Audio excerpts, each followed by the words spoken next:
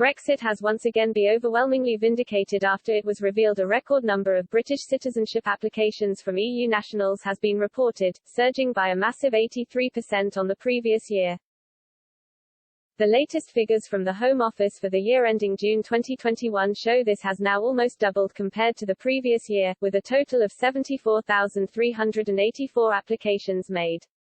This comes despite all the doom-mongering from around the EU about Brexit, with this being the highest number of applications from European Union nationals in a 12-month period since comparable records began 17 years ago.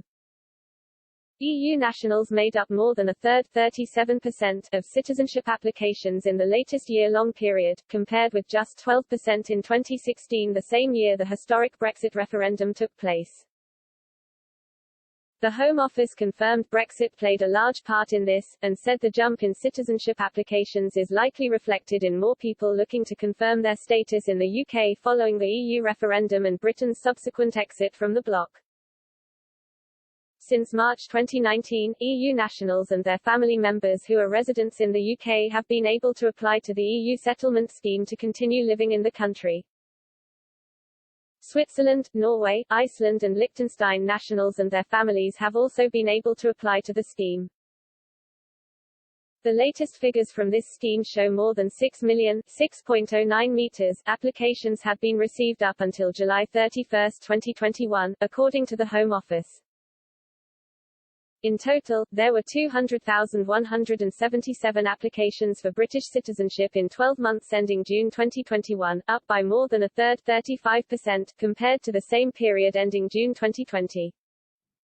The Home Office said there were 147,369 grants of British citizenship in the year, up by 4% from the previous year, predominantly because of the COVID pandemic response. There were 830,969 visas granted in the most recent year-long period. More than a third, 35%, of these were for study, 26% were to visit, just over a fifth, 21%, were to work, 6% were for family, and 13% for other reasons.